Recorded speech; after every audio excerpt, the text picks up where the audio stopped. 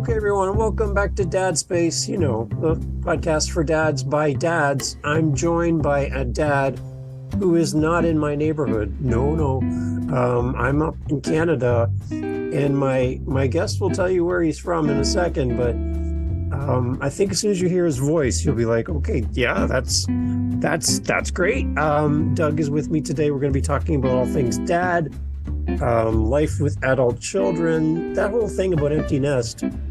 Sometimes happens, sometimes it goes away. But anyways, Doug is here with me. Doug, welcome to Dad Space. So happy to have you here. How are you? Thanks, Doug. Yeah, I was sort of wondering there if I could try and put on a Japanese or Chinese accent, but yeah, I'm thinking that's not going to happen. No. So yeah, I'm in the land down under, and this is where the world begins because it's right. Already a day ahead of you, and it's just after 7 a.m. on Tuesday morning here. And I guess you're still Monday evening over there. And yeah, the sun comes up tomorrow. So the sun does come up tomorrow. You're all happy, And I live in a spot called the Gold Coast, which is on the East Coast, pretty much in the middle of, north-south, like right in the middle of that, pretty much where the sun hits Australia first in the morning on the middle of the East Coast. Okay, amazing. I'm getting lots of visuals. And the nice thing is maybe I could, contact you in advance, get like tomorrow's lottery numbers or find out the score of a game. You'll know. I've got right? all that. Okay, you got it. I've got all that, yeah. I love it. Tell me about your family. Let's talk about them. Let's gush on them a little bit. Okay, so I'm in my late 50s now. We've got 4 adult sons. Oldest is 37. The youngest is 22. And the oldest one, he's 15 years older than the youngest. And he was so happy when we announced the 4th child was coming along for about 30 minutes. And then he had this depressive moment of, I'm 15 years older. When he's my age, I'm going to be 30 and I'm going to be so uncool. But the boys all get on really well together, and it's marvelous. And now they're all adults. And as we were talking a little bit earlier before the show, at the moment we have one of them at home. We have been empty nesters, for few months here, a few months there, and the kids sort of come and go. I don't know what it's like over your way right now, but the rental market is the last year or two is ridiculous with the price of rents and the lack of availability. So, the kids have been out renting, and then the landlords have decided to renovate, and so out they go, and they struggle to find anywhere to live. So. But we've got plenty of empty bedrooms, so we love having them back. We're an acreage, and it's fun having them around. Great. Yeah, my kids have all moved out, and they all have their significant others, and they're chasing their dreams, which is awesome. Mm-hmm. Mine, it's interesting for us. Our kids are gone, but we're not allowed to sell anything or get rid of anything. So we have all of their stuff in the house, which we keep moving from one place to the next. So we're thinking about charging them like a fee to come home, like to go to a museum, to come and see their stuff, or like a storage unit. So we're working through the details on that. But we're not allowed to touch anything, but they're not here. So it's this weird limbo stage of what are we going to do with all this stuff? And what about us? So what did you enjoy about those fleeting moments of empty nesting? What was really fun for you and your partner? Wow, what was fun when? I honestly can't think. There's nothing specific. Like our house is big enough that we've all got enough space when they're all here. We've been in this house 4 or 5 years now, and I think at the most we had 3 of them here at one time, just for a couple of months. For me, it's a lot more fun when they're here. Yeah. Okay. That makes sense. Because I know for my wife, because when the kids were home and everyone lived under one roof and they were younger, she was kind of like the organizer, the center of the universe, and we all kind of rotated around her. that was her Mm-hmm. role, right? That's what her default. And once the kids left, she was missing that uh, position, that thing that she held, where she kind of held the house together and got everybody to where they had to be and had everybody organized. She didn't have that anymore. So she was missing that. On the other side, for me, I'm like, we have all this freedom now. I'm celebrating the fact that the kids are gone, and she's not as happy as I am. So we were on two different responses to the children leaving. And that made for some interesting conversations because, again, I'm celebrating and she's lamenting over loss of identity. And I don't know if that's how you guys felt when that happened, but it was very unique. Yeah. For my wife, she loves cooking. She's got like her dream kitchen in this house and that sort of thing. So she loves it when they're all here and she can cook and prepare and fuss and that sort of thing. But also too, one of our sons has got two children. So we've got and we're having four sons. Now finally we've got a granddaughter. She's 10 and we've got a 5-year-old grandson. And so in the, school holidays, we mind them off, often for 4 or 5 days at a time. Just, it's a treat for them. It's, it takes the pressure off their parents, having them home all the time, and because they work from home. And so that's a delight. We absolutely look forward to the grandchildren coming, because they live about a 90-minute drive away. So we don't see them every week. So for those that don't know, that listen to my show, I'm about 1 or 2 days away from becoming a grandfather myself for the first time. Oh, wow. Congratulations. So thank you. So I need your wisdom, please. Doug, what do I need to know? I'm an open book. I have my notes in front of me. I'm making notes. Tell me what I need to know. Come on. When we were living overseas for a while on this little tropical island, we had some very regular guests, and there was a Mormon church just up the road. And Mormons typically have large families, and this one couple, they kept staying in our little hotel that we had, so we would see them 5 or 6 times a year. They'd come for a couple of days, and they had 6 children, I think. And the wife said to me one day, grandchildren are your reward for not killing your children. Even though she was a good Mormon woman, she was, it's like, yeah, you're going to kill them, But so grandchildren are just awesome. You just, you can do whatever you want with them, feed them up, sugar. I don't eat sugar at all, but you can do what you want. You can hype them up and send them home. I find them absolutely delightful. Yeah. It's, that's a wonderful thing that you're about to experience. So can you go back in your memory 10 years ago when you became a grandfather for the first time? Any feelings for you? Because what I'm thinking right now for me, it feels like when I had my firstborn, where I didn't have all the answers. I didn't know what my role was as a dad. I'm learning as I go. I'm redoing that all over again now, becoming a grandfather shortly, where I'm going to have to relearn my role from beginning. So I'm looking to people with wisdom and experience to kind of go back in time and remember. What does that feel like?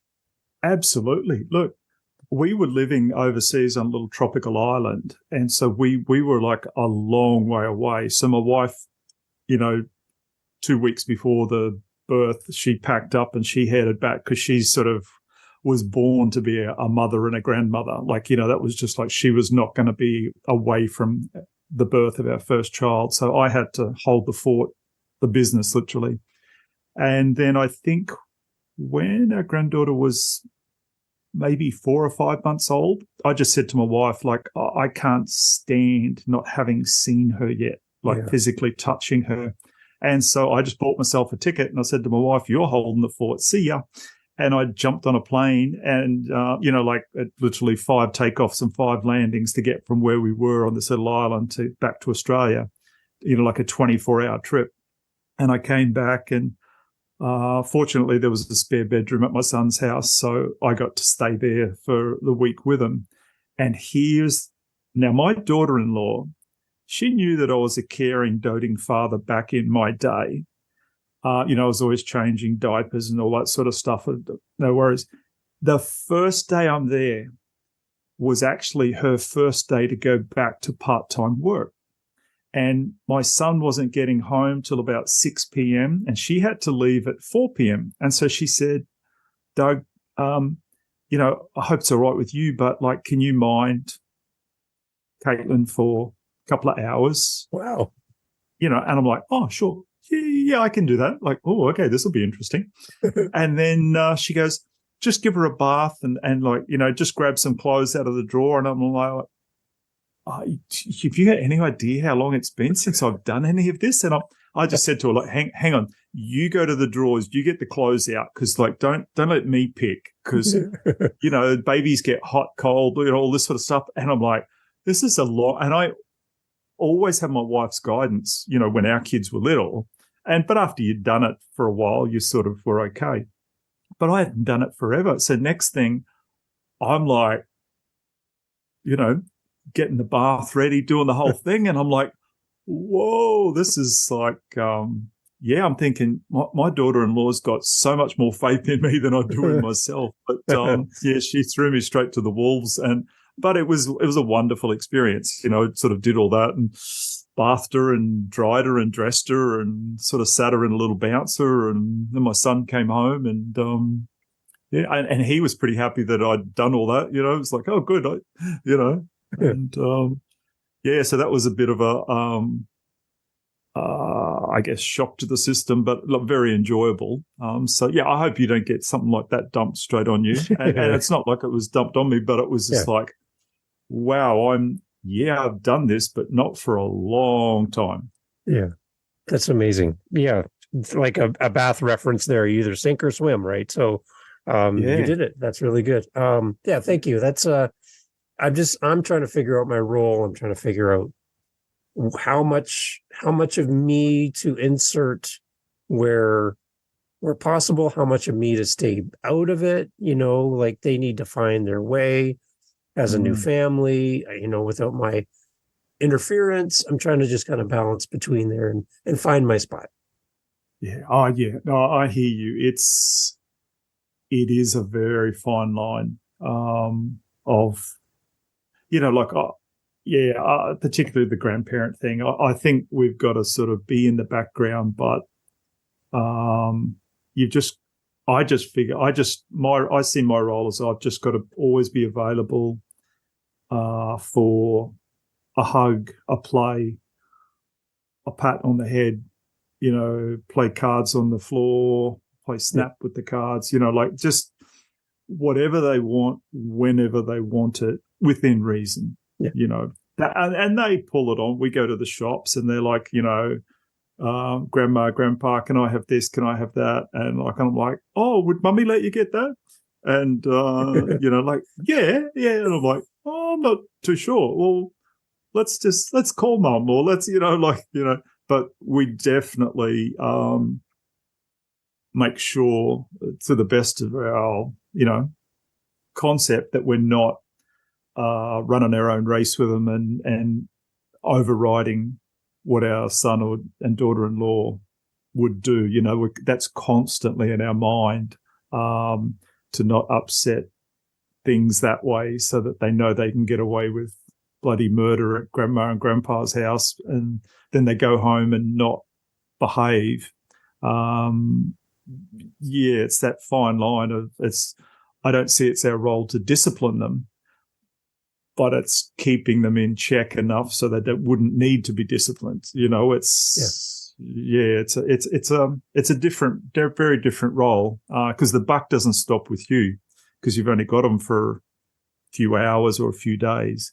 Right. And but it's a lovely time knowing that you can hand it back as you start, because as we're getting a little bit older, Dave, our energy levels are different, and so we can play with them for a little while, and and then saying no when they're on your back, trying to give them horsey rides, and after like a couple of minutes, it's like grandpa's done. We're done. That's amazing. So, okay, another thing then too to jump over. Doug, you have your own podcast, right? Yes, I do. Can we talk about that a little bit? I'm a podcaster. You're a podcaster. I love meeting other podcasters. First, tell us about your show and a little bit about that as well. Well, that probably 6+ years ago now, my children were the ones who said, Dad, you've got to start your own podcast. And I'm like, what for? Why? Like, what's a podcast? I didn't even listen to one. And they're like, Dad, you love talking to people. Like, you just have a chat and just find random people and, ask if you can record a conversation with them. I'm like, you got to be kidding. Anyway, about 2 years ago, I guess, I undertook a 12-month course to become an intuitive life coach.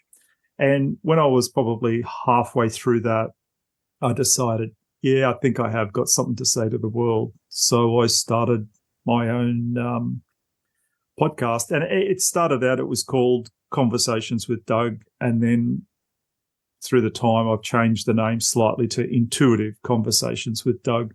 So really now it's mostly about helping men to develop their intuition, because we always see it as a woman's thing. And the science goes for women and their intuition. This is a very specific one to children. It's been scientifically proved that when they're carrying the baby in their womb, the wife's brain, parts of the neural electrical pathways rewire in alignment with the baby that's in their womb, so that there's the same frequency there. And so because the mother has to keep that baby alive while it's in her womb, and for the first months, year or 2 or 3 after it's born, she's got to know when it needs to be fed, changed, etc., when it's hot, when it's cold. And like my wife used to say to our 2 oldest boys when they were like 3 and 4, don't ever lie to mummy, because I know exactly what you're thinking. And if you ask them now, they'll say, she did. Yeah. And so because of that, there's always that trait there that we've always thought of women's intuition. But when you look at the science of it, and sure, we don't get that benefit of that. And there's intuition comes in many, many, many forms. There's lots of different, that's just what I talked there about the child in the womb is one of many things that can happen. So I'm now trying to help men realize that there is intuitive information, that basically the universe has got our back. The universe cares for everybody. And so it's not forceful. It can be a still small voice. It can be a little synchronicity of 2 things happening a day apart that are very unusual but very similar to get your attention. And and I've sort of done it, and I did have a bit of a struggle with it a couple of months ago, and I sort of just slowed down and didn't put any episode. I usually put a weekly episode out, didn't put any out for a little while, and then one of my boys noticed that I was a little bit behind in podcasts and rang me up, and is very casual about the conversation, but then gave me some wise counsel and said basically that I'm telling you what you would tell me. And so now I've got my finger out and I'm back full on podcasting again. And and it's a legacy we leave for our children and grandchildren. We're leaving. I'm recording information that if no one listened to it but my children and my grandchildren, right, it would be all worth it. Right. That my own grandparents never had that ability with technology to pass anything on like that. So so I just see it's a pretty cool thing, and it's I get a lot of wise counsel from my children,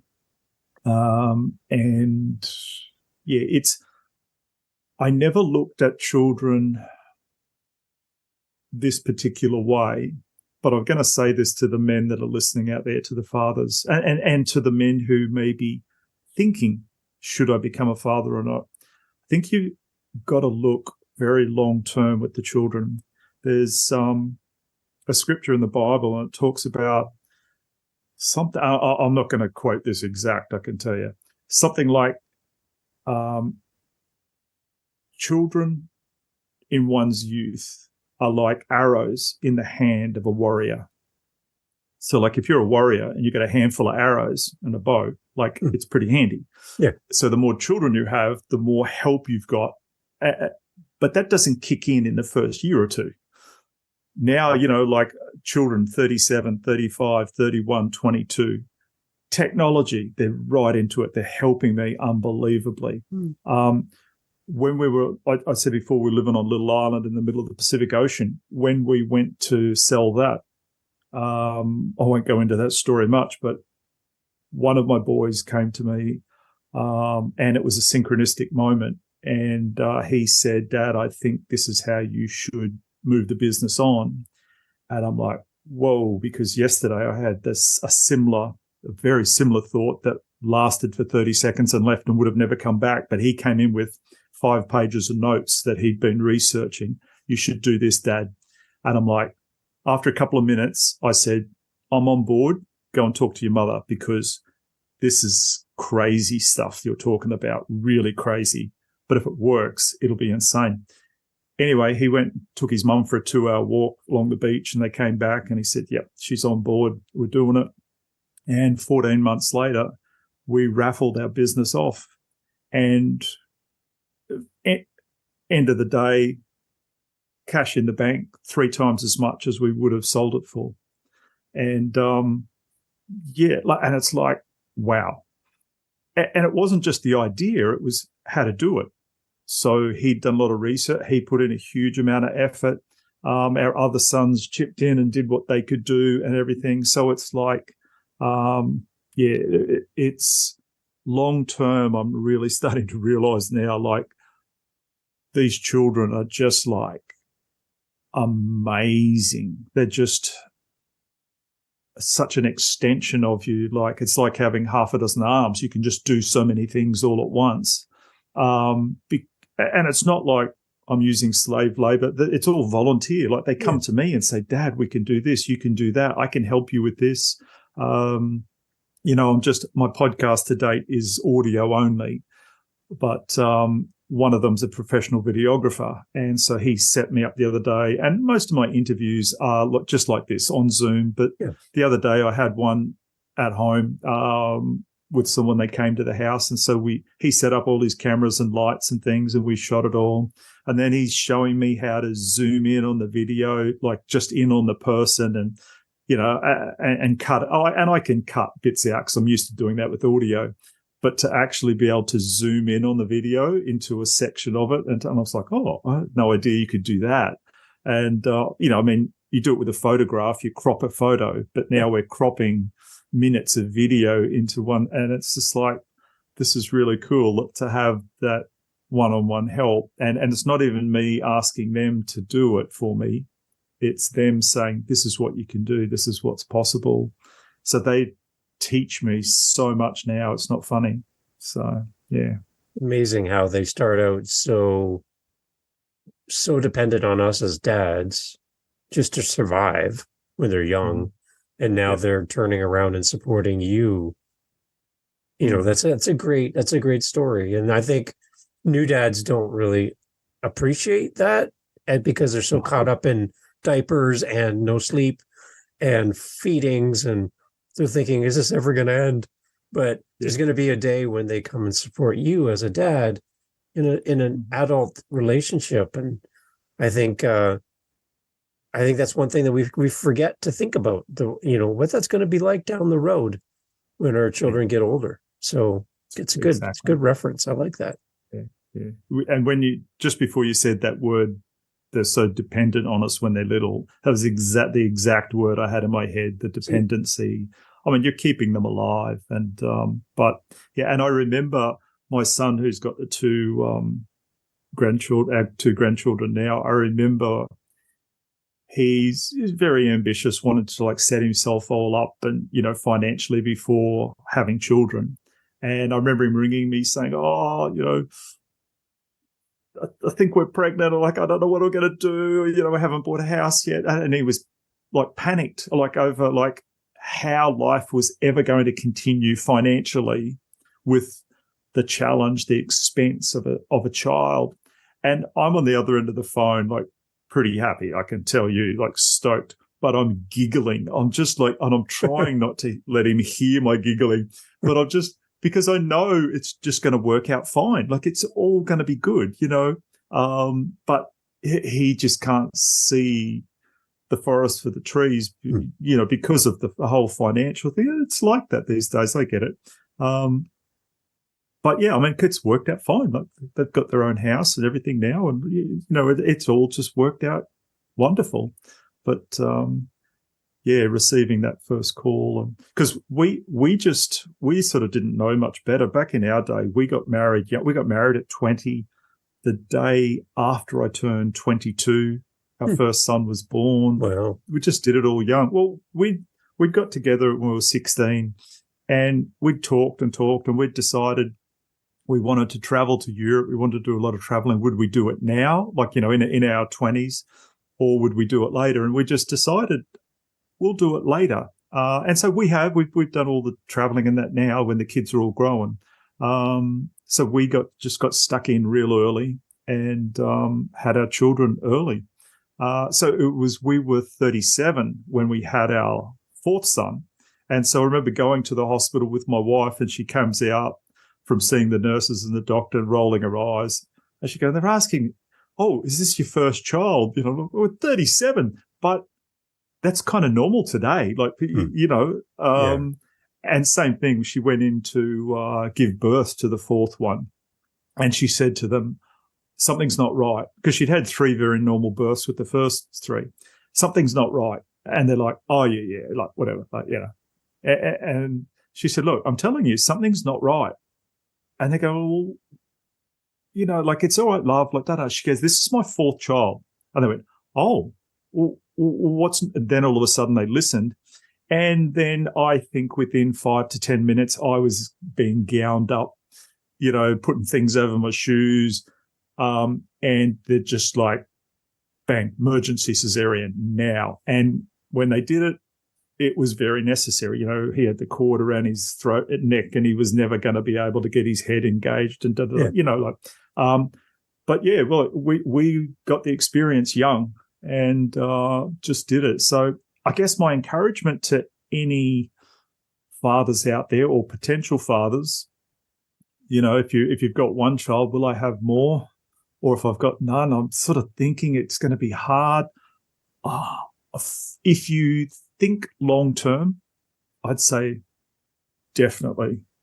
You know, I mean, if we didn't have children now, I wouldn't know any different. But my life is just insanely awesome with these children. It's just, you know, like coming on this podcast talking about this, because, you know, sometimes like I've got a podcast and I'm a coach and things like that. And I at times I get imposter syndrome. I think, you know, who am I to say this? But to come on this podcast, I'm like zero imposter syndrome coming on this podcast, because it's just like, it's about dads. Mm-hmm. I'm a dad. I got 4 awesome children. Like, it's like, yeah, this is me, you know, like, yeah, this is me. This is, and I could only encourage people. And like, being a parent, I guess, isn't for everybody. Not everybody that's born is, you know, it's your plan. But for me, it has worked out wonderfully. We originally, when we were teenagers, talking about it, we thought we might have 6 children. But, you know, we ended up with 4. But the things that have happened, we can look back at the birth of each child and the different things that happened and how it changed things. And then those changes caused knock-on effects, and how wonderful long-term all those knock-on effects. Like with our 4th child, he was very active when he started walking, like extremely active. We had a 2-story house, and it got dangerous to have him in that house. He was going to hurt himself off that balcony or down the stairs. Like, so to the point where we agreed we have to sell this house and buy a single level house where there's no stairs to keep him safe. And things happened. We couldn't sell it. The market wasn't good. So we ended up renting that house and then got another mortgage and bought another house. And then within months of having two houses, the real estate market went crazy. But like both houses went way up in value. It was just like, had we not had that fourth child, we would have just stayed in that normal old house and it would have gone up a lot in value, would have doubled in value too. But now we had two houses, and it was a little bit of a financial struggle. We had two houses, and it was like, okay, this is kind of nice. We just made a couple of $100,000 in a year or two extra on top of our, like that we would have never made had we that not happened. Life's not about making money or whatever, but they've just had so many wonderful things like that happen. Yeah. I love that. What a great story. Okay, so let's jump back to men's intuition for a moment into your podcast and what you're learning and what you're teaching. It's very familiar to hear that women have strong intuition. Can we talk a little bit about an example of men's intuition from your teachings and what you're sharing with the world? Maybe an example of it, and maybe what men's intuition is not. I would like to clarify what it isn't as part of our definition. Can you help us with that? Sure. Okay. Well, I'll give you an example. I'm just thinking our last wedding anniversary, I was working that day and I wasn't going to get home till late, like 7 or 8 p.m. So I said to my wife, like, I'm sorry, but we can't go out to dinner. Like, I'm going to be late. About 4 o'clock, my schedule radically changed. And I quickly rang her and said, hey, I'm going to be home in an hour. Like, I'll be home at 5 p.m. We can go out for dinner. You pick a restaurant, I'll whip in, have a shower, change, and we'll go. So I get home at 5, quickly change and all that. And I say, okay, where are we going? And I said, ring up, make a booking, whatever, And she goes, well, we can go to this restaurant we've been to 2 or 3 times before. It was a pizza pasta restaurant. I said, okay. And it was always nice. She said, we can go to this other Thai restaurant that we've never been to. And she said, you choose. And I was not ready for that question because in my mind, the decision was already made when I got home. And I stood there and the thought came to me. I wanted to say immediately, I don't know. But I instantly had a thought and it said, don't say that because you do know. Mm. We're standing in the kitchen and she's looking at me. And she does know I take a little while to make decisions at times. So she's giving me my space. And I thought, okay, Doug, you do know the answer to this. If we go to pizza and pasta where we went before, this is all my thoughts in my mind, how will I feel at the end of that meal? And I thought, okay. And it was a very neutral kind of feeling. And then I thought, if we go and eat Thai, how will I feel? And all of a sudden, I had a better feeling in my stomach. Like, I'm not tasting food or anything weird like that. I just had a better feeling. I said, we'll go to Thai. She goes, great. So we jumped in the car, we get down there, and it was a Thursday evening, and we thought, it won't be that busy. It wasn't Friday or Saturday. We got there, at 5:30 p.m., and we sort of said, have you got a table for 2? And they're like, ooh, they're looking around. Ooh, okay, there's one table left. It was like, wow. So we just got in, and we've been to Thailand half a dozen times on vacation through the years, and we love it. And we're not big drinkers, but there's a particular beer over there called Singer, and this Thai restaurant had this beer, so we got one of those each. And we're only there for like 90 minutes, but we had the best time. The next day I said to my wife, I told her like what had happened, and she goes, yeah, I wanted to go to Thai, but she said because it was our anniversary and not mine, I didn't want to make the final decision. But she was extremely happy that I had intuitively in that, like it made my wife happier with me because I made a decision relatively quickly, took the pressure off her, and I just went with what was inside me. So that's one of many ways, many different things. So intuition, like for me, we've got our five senses: hearing, touch, taste, sight, things like that. For me, you could say intuition's the sixth sense. That's a pretty loose sort of term. It's like, and people say, well, what is it? What do you mean?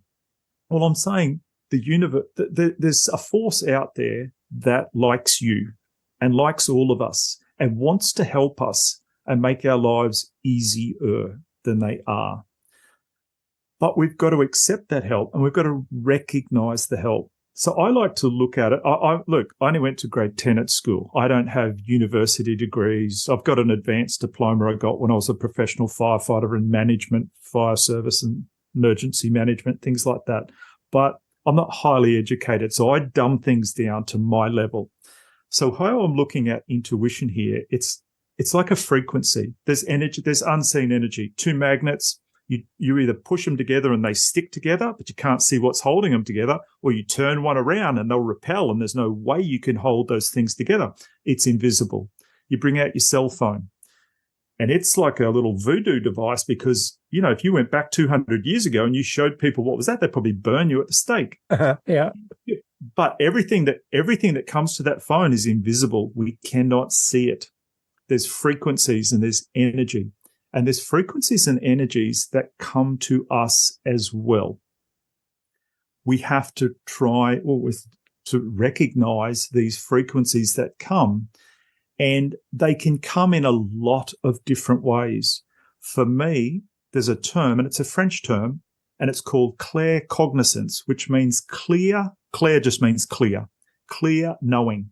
And that is a strong way that I get intuition. I just know things. My boys will say to me, Dad, how did you know that? Because I'll say something like da-da-da-da, something will happen. And they go, how did you know that was going to happen? How did you know about that? And I go, I don't know, I just know. There was no specific time in my prior history that I remember learning about it. It's just, I just know.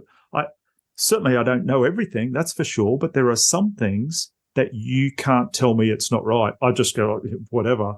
And they'll say, well, prove that it's right. I go, I can't prove it. I just know it. So there's an inner knowing comes to me sometimes. And I choose to follow it. The other thing for me is synchronicities. And we'll go back to that example before I go, when we raffled our business off. The day, you got to look, we've got a 18-room hotel, restaurant, and scuba dive business on an island that someone wrote in a magazine once and said that's the sixth most remote place on Earth. It's 350 miles north of the equator in the middle of the Pacific Ocean, west of Hawaii. So we now want to sell that business. So yeah, a lot of people would dream about moving there, but how many of them are actually going to do what I did? Pack up their family, sell everything, buy a business on the middle of nowhere. And it's a scuba dive business. Not everyone's a scuba diver. So it's not going to, what I'm getting at there, it's not like you're going to have hundreds of people wanting to buy your business because, it's very remote. It's a very niche market. So a year or two before, because electricity was so expensive there, I did a crowdfunding thing and I raised $46,000 and put solar panels on the hotel, to help pay for the very, very, very expensive electricity there. And all of a sudden now we're starting to get ready to sell the place to move back. And the reason we were going to sell it is because of our birth of our granddaughter. She was back in Australia and our son and daughter-in-law had lived, not the birth. No, they'd lived over on the island with us from when she was 1 till she was 2. So we saw our granddaughter every day for a year. Wow. And then they were moving back to Australia. And so we just decided, okay, we've been here many, many, many, many years. It's time for us to move back too. And so I had, because of the crowdfunding, I had this thought, wow, I wonder if I could crowdfund to sell the hotel. I'm thinking that's a weird thing. And then I thought, maybe I could raffle it. And I had that thought for 30 seconds and that thought went and was never going to come back. Mm-hmm.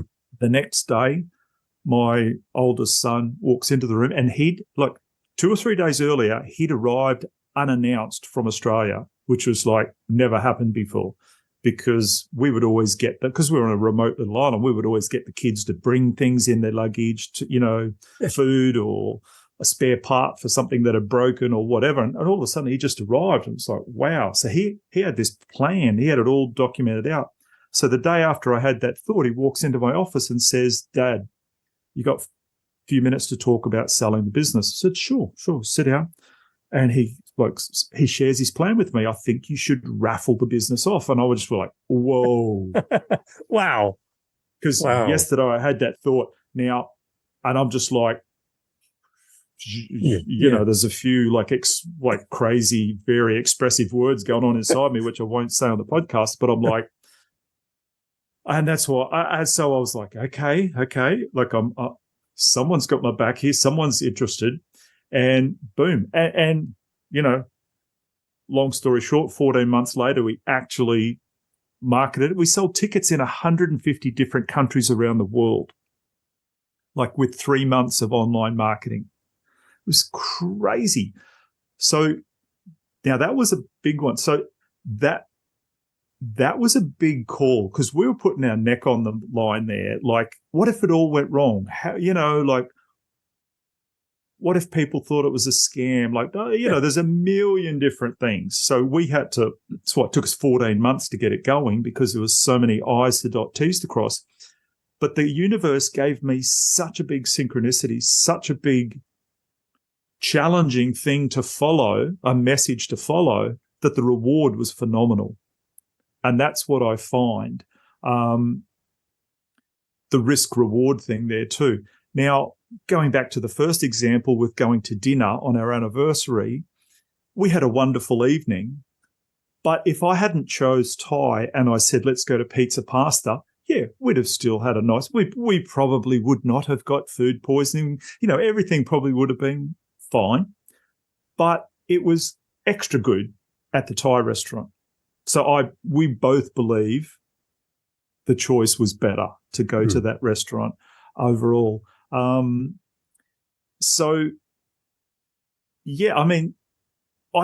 can't tell you what the universe is or explain to you, and everyone you spoke to would have a different. If some people just believe there is no life after death, and it's like, well, okay, that's fine. I believe there's something out there, and it's whatever it is, but I know it's got my back, and I know it likes me, and it doesn't steer me wrong. Now, can I listen wrong? Sure. Remember, we were at the age where we remember our first car, the radio in it probably had a dial to go, and if we were lucky, we'd go from one station to the other. So what did we get in between the stations? Static. Right. Yeah. Right. So, we've got to sort through the static of these messages coming to us. And it doesn't come instantly. If you're a 2-year-old and you're playing with the radio in an old car, you're going to be turning the dials and it's going to go staticky, and you might just stop and you go and get scared and go away from the radio. But if you persevered and kept playing with the dials, eventually that 2-year-old might hear some funny news broadcast to come on, and it's very uninteresting and boring, and they walk away. But if they kept turning the dial, they might actually hear a kid's song that they enjoyed. But eventually, as they get older, now they're 10 years old, 15, 20 years old, they're playing with the dial on the radio, they dial it really quick. And they know 83.9, 97.2, they know where to go. And so now it's real easy. You just hit one button and it goes to the new thing. So the 2-year-old baby trying to dial into a nice sound from the radio is very difficult. And that's how we are in the beginning until we start to learn this.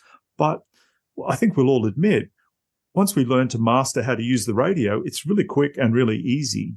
And it's pleasant. And if we don't like the song, we change the channel. And, so for me, the whole reason why men need to do that is to make their lives easier. If we can make every man make one better decision a day, we're going to kick the cat less often when we get home. Right. We're going to be more pleasant to our spouse, more pleasant to our children. We're going to be nicer at work. Like it might get us one extra promotion in our life over our career that could make all the difference to our lives. And years ago, I heard us. I think I'm not even sure if I'm going to pronounce his name correctly. 150 years ago in America, there was a guy called David Henry Thoreau, and he said most men live lives of quiet desperation. Mm. And when I heard that 35 years ago for the first time, I was like, oh, God, that is such a true statement, because I had men in my lives who I looked at and I thought, that is what's happening with them. They are living lives of quiet desperation. And and I thought, that's not what I want for my life. And right. So I'm looking for, I don't have the answers. I'm looking for all the help I can get. And I just see intuition for me has been a way to tap into a bit of a superpower, so that I've got a bit of an advantage. And I'm not trying to get an advantage over other people, but I'm trying to just get an advantage to make my life easier. Yeah. So I hope that makes sense. Oh, Those it's examples. great. So good. Is there anything that you would caution people around what intuition is not? Is there anything that is maybe a common belief that people believe intuition is this, but it's really not that? It's more of what you've described so far? Well, look, the Intuitive Life Coaching Academy I went to, the lady that runs that, she is the most business-like person out. She's got a master's degree in psychology. You start talking about the science of intuition with her, and she's like, bang, she'd take anyone on the planet, I don't care who they are, and discuss the science of how it all works. But 10 years ago, she was doing psychic readings. So she likes to think of her life coaching academy as Hogsworth meets Harvard. Like, so yes, people can see people who are intuitive, particularly women, as, oh, there's one of those weird psychic people. Hey, and some of them are. And the weirder they are, the more I like them, actually, once I get to know them. And it's like, you're actually pretty cool, because you got the guts to look into something different and analyze it. So some people might think intuition is being psychic. Am I psychic? I'm as psychic as, like I said to you before, sometimes I just know things and I'm not sure how I got the information, but I just know it. And you can't tell me it's not true because I know it. And that's not on a lot of things and not that often. So I guess that's as psychic as I would say I was. But I don't see visions. I don't, actually, here's another real quick good example. I interviewed a surf life-saving Ironman champion here probably a year ago, and he lives about 45 minutes away. And I said to him, Trevor, like you've got 4 world titles, 6 Australian titles. He was on, remember the old show Baywatch? Yeah. He was on Baywatch one episode playing himself, right? So this is an elite athlete. And I said to him, so give me an example of how intuition works for you. And he goes, well, the Ironman race, like it's a run on the beach, it's a swim, and it's a paddle on, they get on a board and paddle it, they're on their knees on the board and they paddle. He says, and we do it in various order. He said, this one particular race, the last leg was the swim. He said, and I hadn't been doing too good, and I hit the water last. Everybody's in front of me. And this song comes into my head, the old Fleetwood Mac song, Go Your Own Way, just keeps coming over in his head, go your own way, go your own way. Now, they've got to swim out, like however far it is out to the back of the breakers where there's a massive big buoy out there, and they've got to swim around it. So how can you go your own way? Well, he said, I'm pretty good on breath hold. He said, so I just go down. That's my way. And he goes, and down I go. And all of a sudden, there's currents, and they're going out. And he goes, I'm in the current, and I'm swimming in the current, going out. And I come up, and I take a couple of breaths, down again. He said, next thing, I see the buoy. I turn around it, and I'm heading back in, and I look up, and everybody's still coming out to the buoy. And I'm actually in front. And he said, of course, he doesn't win every race like that, but on that day, a voice came into his head with a song, "Go Your Own Way," and he chose to follow it. So, and like he's a very intuitive sort of guy as well. That's why I was interviewing him. But so like, has he got voices in his head? Has he gone insane? No, a song came to him. So I guess that's not really answering your question. Are there things to avoid? But it's, I guess I'm just trying to give an example of how different people look at things, because that would be called in the psychic world clairaudience, which means that's French for clear hearing. He clearly heard something inside his head. Now, did he have voices in his head? He had a Fleetwood Mac song. Yeah. So it depends how you look at that voice in his head. Do you ever have songs come in your head? I know I get them stuck in my head for days. So yeah.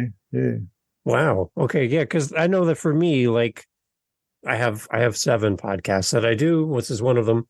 And one of the podcasts, I woke up one day before work, and I'm laying in bed. I open my eyes, and I have the name of the podcast. I have all the information about how it's going to be created, what it's going to do, how it's going to be done. And it's kind of like, it was frustrating because I didn't get the chance to actually plan it. It was kind of like given to me. Like, here it is. Nice. So I go to my computer and I type it in. The domain is available. No one's using that title. No one in the world has ever used the title. Nice. So everything was in line. Everything was all done, like a little package. Just here you go. And it's like, why me?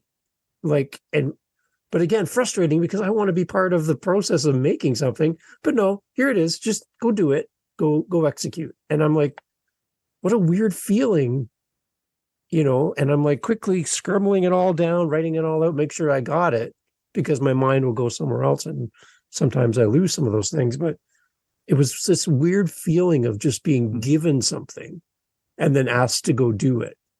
And I couldn't understand it at the moment. I didn't understand what was going on. Well, because of the things I study, that's not the first time I've heard a story like that. I've heard people like with books, businesses, all sorts of things. They've just either woken up or they've been meditating or something, and it's just like, boom, just dropped in.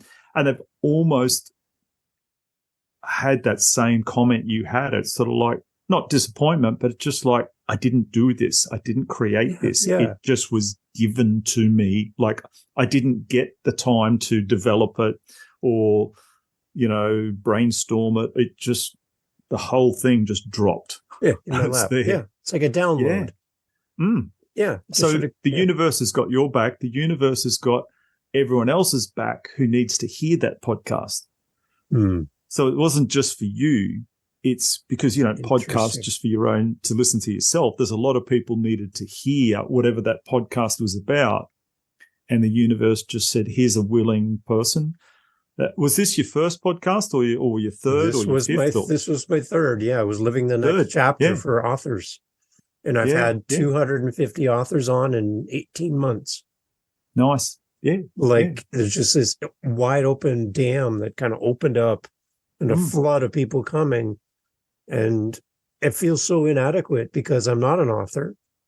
I don't know anything about writing a book, but I have a podcast for authors, and I get to meet great people. Do you like reading books?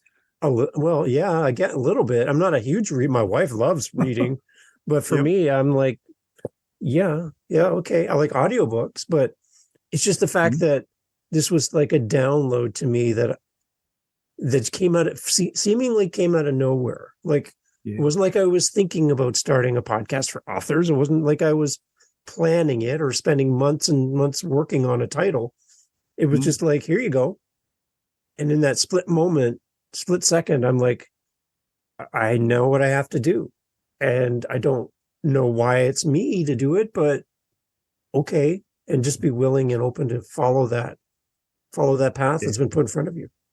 Yeah. And, like half a dozen people in the previous month may have had that dropped in their lap as well, and they didn't do anything with it. And I'm sure you and I could both attest that we've had other things drop in our lap that we didn't do anything. We didn't write it down. We forgot about it or whatever. I think the universe has got everybody's back, and the universe knows what we need to hear, experience, see, etc., etc. And it's fine. It's trying to find. It's not, like I said, it's not forceful. Yeah. It's very gentle. So it wasn't going to force you to do it. It wasn't going to possess you and force you to do it. Or the 6 people prior to you who it might have floated through their thought process. As they were, there was a bit of static. They were tuning in. They were starting to get that idea, and then they're like, "Oh, podcast, that's scary. I don't want to do that." And bang, and now it's like the frequency's dropped in your lap, and you're much more open to the frequency because you already had 2 podcasts going. Yeah.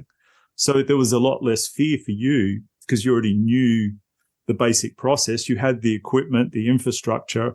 It's like, oh, here we go. This is, the frequency of that author's podcast is trying to find a similar frequency, and it's like, and you've got it already because you're already set up. Podcast's not a scary thing for you. Yeah.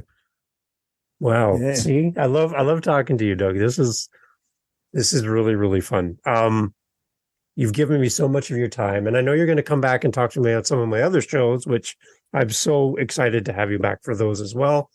But Doug, before we go, promote your podcast again and ways to get in touch with you. You've been so gracious with your time. I really appreciate your insight today. No worries. So it's Intuitive Conversations with Doug, and it's on all the different, podcast platforms. I do have a website, and it's just my name, which is Doug, D-O-U-G, and my surname, it's a German surname, Beitz, B-E for egg, I for ice cream, T for Tom, Z for zebra, for all of you North American things. In Australia, we say Z. Yeah. So just dougbeitz.com. You can see me on there. And great. Thank you.